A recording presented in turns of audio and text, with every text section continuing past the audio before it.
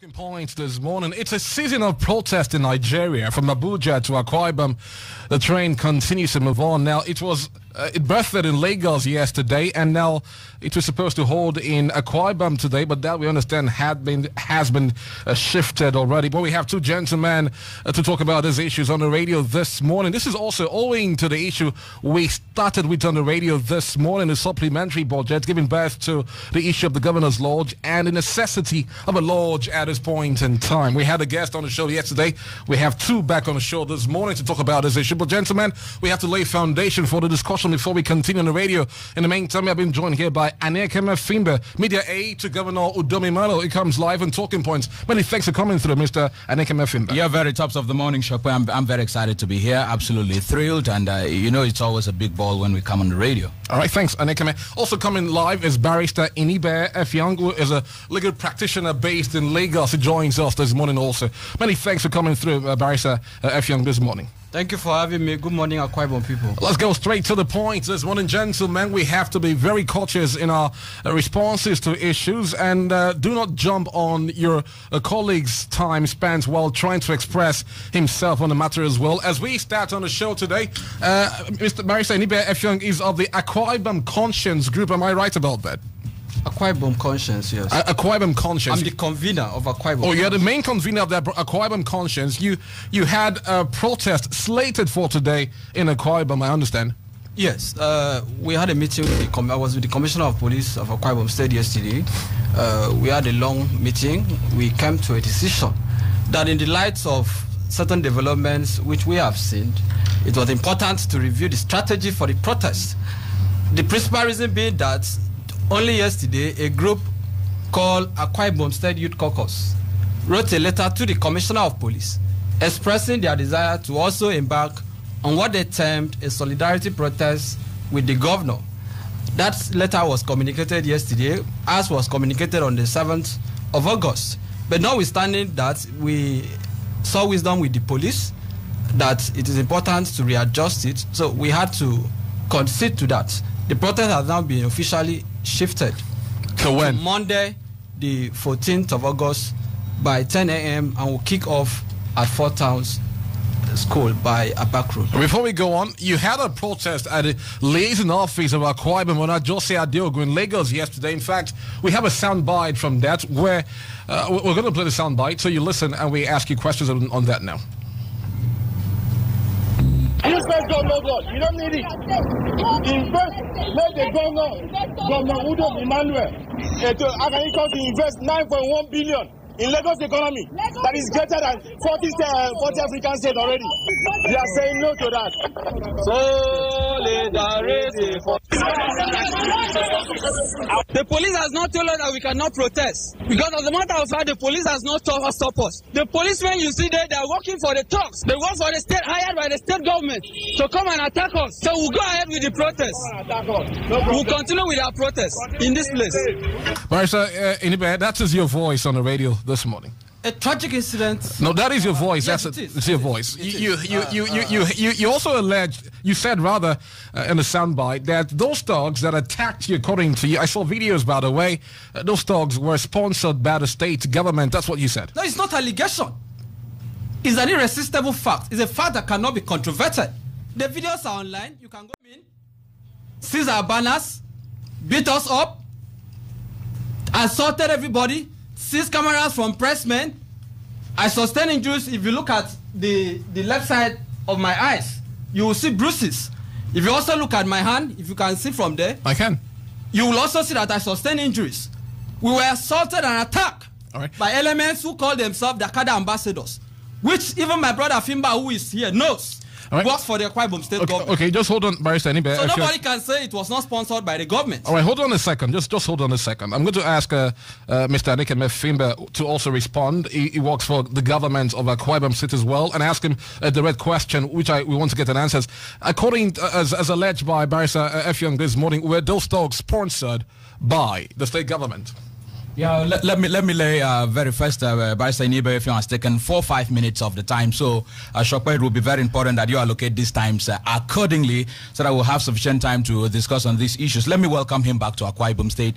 You know, he stays in Lagos, and it's good to welcome him back. Between when he was last year and now, in an attempt to answer your question whether or not the government has sponsored what he calls an attack on him, I love to welcome him back very especially. He may not be in tune with what is actually at home. And, you know, since the last time he came, there's been a couple of developments. It's good to bring him up to speed with it so that he would be properly guided. Quick question. No.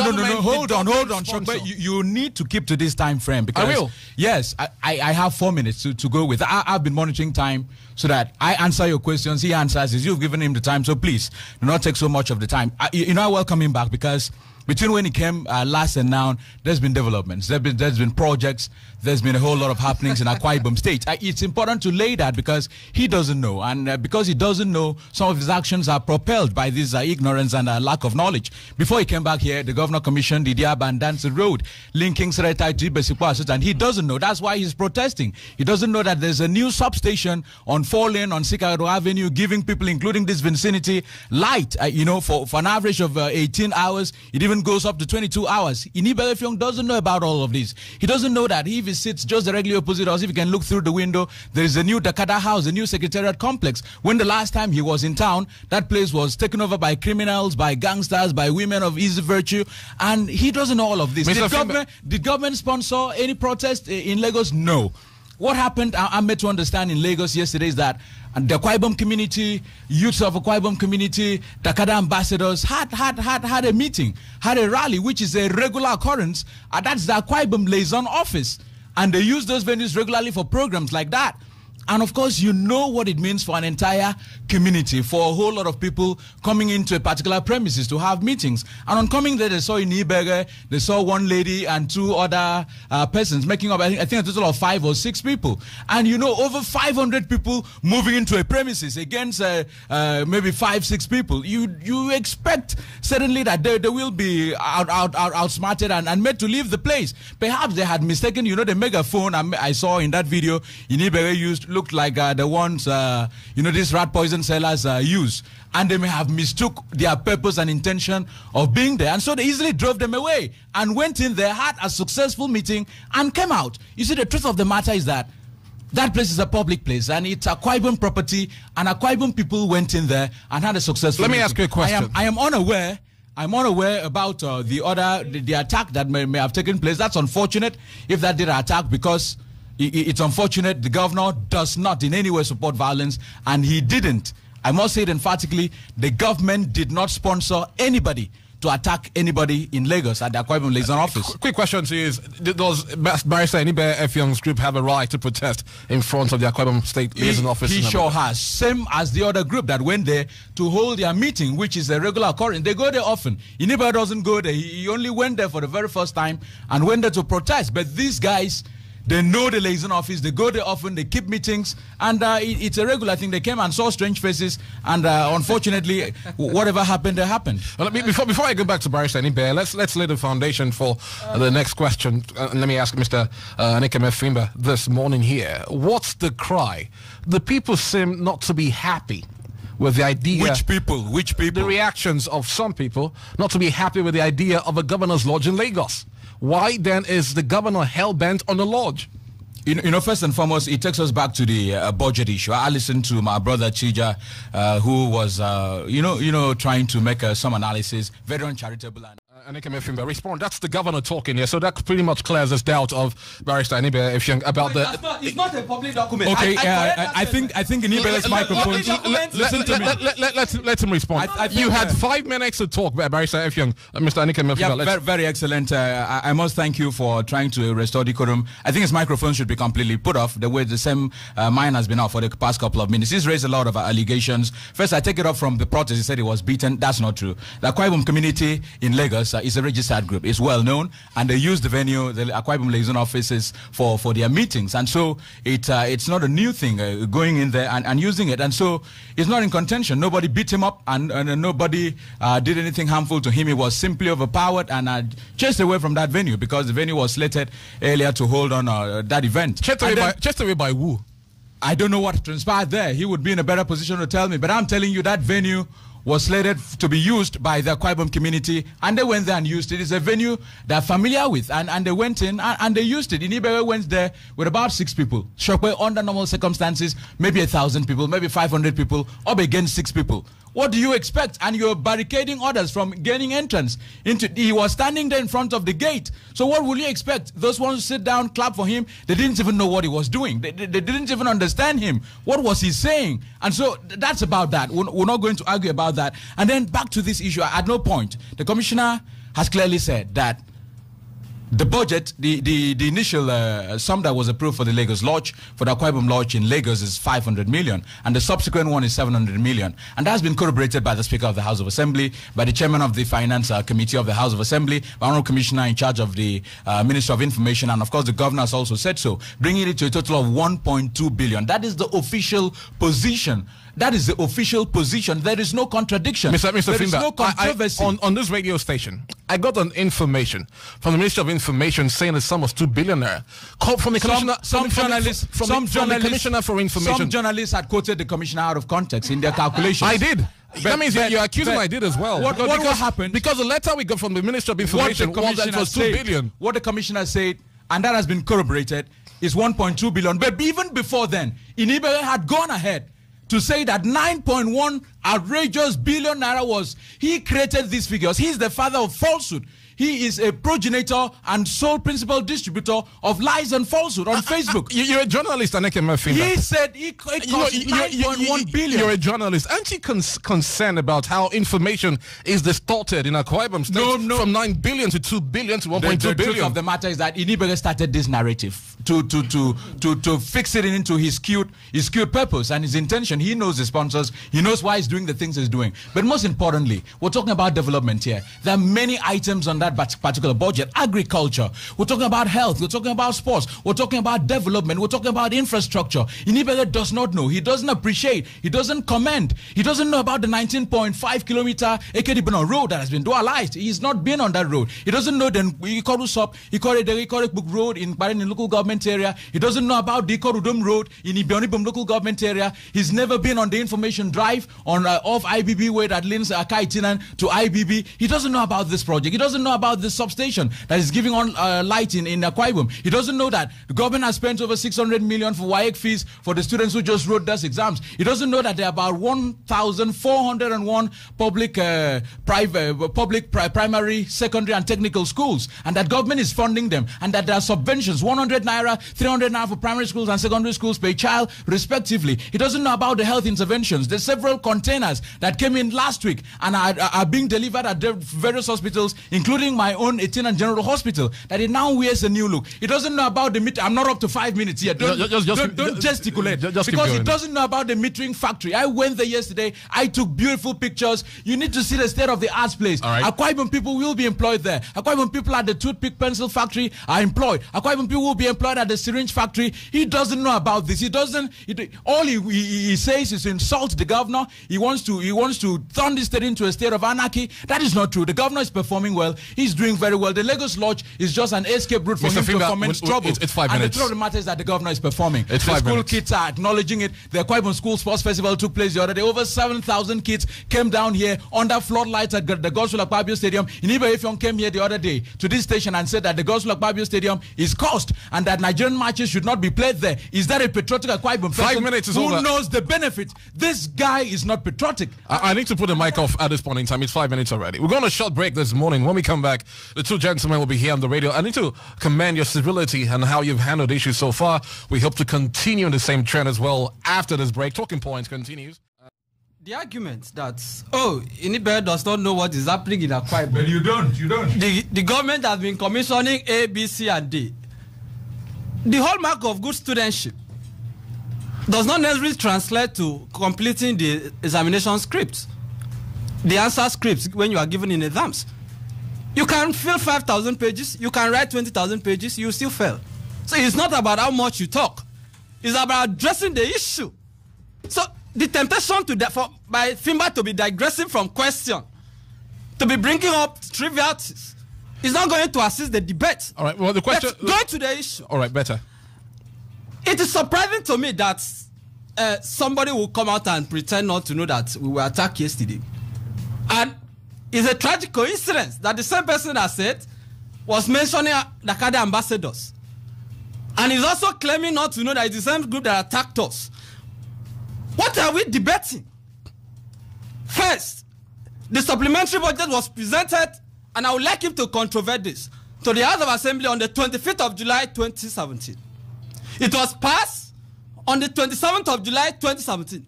Within 48 hours, I'm a lawyer, but every year one student of the university knows that the constitutional process of making a law, how do you pass a budget? There are stages, and I will summarize. You have the first reading. In fact, before the first reading, the governor comes to lay it before the House. You have the first reading. Because the budget is a law. This is what my friend may not know, because he is not a lawyer. The budget is a law. It's not just any public document. How do you pass that law? It's an appropriation law. That is how it is called. You have first reading, by which the clerk of the House reads the name, the short title of the bill to the House. No debate is taken. You have the second reading, upon which members debate, make input, consult with their constituents. It refers to the committee stage, where the technicalities of the contents of the budget, the law, the bill sought to be enacted are examined. You have the report stage, where the committee says, okay, we have done findings. This is our recommendation on items so and so. You have third reading, during which members vote whether to pass it or not. And you have the assent stage, by which the governor signs the budget into law. You couldn't have had this under 48 hours. It's an unprecedented legislative rascality. Well, have you heard the phrase speedy passage? It is not possible. You can't do it. You cannot do it. Let me tell you why they can't do it. The House of Assembly members did not even know the content of the budget. The government of Akwaibom did not even know the content of the budget. Are you equally saying, Barr Effiong, this morning, that the House of Assembly just rubber stamps anything executive sends to them? I didn't say. The speaker said it. That they are not rubber stamp. They are iron sealed to the governor. Well, that shows synergy between both arms of government. I will address that. All right. What has it produced? It has produced a situation where the Commissioner for Information, the boss of my friend, came out and told Akwaibom people that the proposal is 2 billion. Barrister Noide, my senior at the bar, came out and said it is 2 billion, that he was the one who recommended this project. Joseph Okon, an aide to the governor, came out and defended the 9.1 billion. Well, you clearly said 9 billion. Where did you get your facts from? I'm coming, sir. I have a fact. I'll tell you I'm trying to tell you where it's Where did you get the 9 billion? I'll give you the answer. But I have to give you the analogy first. Usara Akbanuso came out, the House member came out and said, no, we only appropriated 1.2 billion. It is an insult on Akwaibom people for you to tell me that in 2017, in the 21st century, you have a commissioner for information in a state, not knowing the budgetary provision for a project. He has 2 seconds to go. If the commissioner for information is wrong, my microphones are off. My microphones you have few seconds to go. If the commissioner for information is wrong, good. Nobody in Akwaibom can challenge any Akwaibom person for raising any figure. Hold on a second. My position remains that it is 9.1 billion. Where did you get that from? Where I got it from? Yes. I've told you. There are conflicting figures. You choose which one to believe. But you chose a 9 billion story, right? That is the one I believe. Just hold on. Until you see the budget, you can't challenge it. And Ekeme would respond to this matter in just 60 seconds. But here's a sound. No, that's not possible. It's a response. Hold on. Let me tell Akwaibom people, my microphones have been off for the past 5 minutes, and I'm going to talk for exactly the next 5 minutes. Just hold on. There was a public hearing, and that is the truth. Hold on. There was a public hearing for the 2017 budget. Later on, the House of Assembly now moved on. There was a supplementary budget sent in by the governor just recently that has just been passed. The initial budget was for 371 billion. That's the 2017 budget. And then a supplementary budget was subsequently now sent to the House of Assembly. And given the time frame, given the exigencies, this is a participatory representative democracy. It is not at all times that you have to have the people directly engaged. You engage the House of Assembly through your representatives that are elected the members of the House of Assembly speak for the people, and that's why this budget went through their hands, and they deemed it necessary. They even upgraded it and reviewed it by 500. All right, 4 minutes is over, Mr. Finbarr. Let's get back. And that's what happened. So what I'm telling you, just round off you asked me about the Lagos Lodge. The Lagos Lodge was one of the items in that particular budget, and I wonder, and I want my brother Barr Effiong to tell me, where did he get 9.1 billion? Hold on a second. Where did he get 9.1 billion? Mr. Finbarr, hold on a second. That is false. Are you aware of the criticism that has welcomed the idea of the lodge? The budget is a proposal, and the Lagos Lodge was just one of very many items. I think 5 on the list. There were over 13 of them. And you see, it is a general wish list. Government has an asset in Lagos, and that's the present Governor's Lodge, which is in a very terrible state. All right. And every responsive government tries to improve. Every government that has vision is responsive and responsible. If we can give to all right, let's get back to Barrister Barr Effiong. Now, the governor seems is an astute banker as well, and Akwaibom State and AKS Finbarr also joins us on the radio this morning. Thank you, gentlemen. Now, gentlemen, we have 3 minutes allotted to you to, of course, answer the questions this morning. And Barrister Effiong, 3 minutes starts right now. In response to what Mr. Akwaibom Finbarr said earlier on about not being patriotic and also insulting the governor. For me, we don't need to abuse language, and that is what my friend is doing. Is abusing language to be using words indiscriminately. I was excited when he considered that the budget is a public document. I'm challenging him this morning to tell Akwaibom people on Inspiration FM, the public medium, or where the budgets can be found, the supplementary budget that is a public document. If you cannot tell us where it can be found, what are you saying about figures? If you see nothing wrong in your boss, the Commissioner for Information, telling Akwaibom people an incorrect information as they claim, then what are we talking about? He said Barr Effiong does not know this. Barr Effiong does not know this. I'll tell you what I know. I know that Governor Udom went to my local government in Itu, compulsorily acquired land from my people, and said he was going to build an automobile industry. You can go there today. That place is a fraud. There is nothing there. I also know that within 6 months of this government, Governor Udom has completed and constructed a mansion in his hometown in Awa. I also know that next of kin of late primary school teachers in Akwaibom, between 1991 and date, have not been paid the entitlement of their parents, of their relatives, who put in their life to teach our children, the future leaders of this state. What did the government do when they went on peaceful protest? This same government arrested 3 of their members, who I'm defending free of charge in court. They are still standing trial for protesting legitimately. I also know that Governor Udom has budgeted money for the 4-point Sheraton Hotel in Ikotekpene. I want Finbarr to deny it, which Governor Pabio had commissioned. Why are we deceiving ourselves? I also know that the pencil factory, the toothpaste factory they're talking about, how can you call it Akis? I'm challenging inspiration talks. All right. We were peaceful. Talks sponsored by the state government. And somebody is coming out to say that we were not attacked. It is shameful. Talk. On this radio, we know what the codes say as far as broadcasting is concerned. If we try to stay away from personal issues, I know Barr is good. If he could throw a lot of falsehood about 9 billion, I'm simple, small cake compared to that. He can tell a whole lot of lies about me. I don't really care about that. Let me ask you let me ask you my question before we go to the phone lines and get the listeners also involved on the show this morning as well.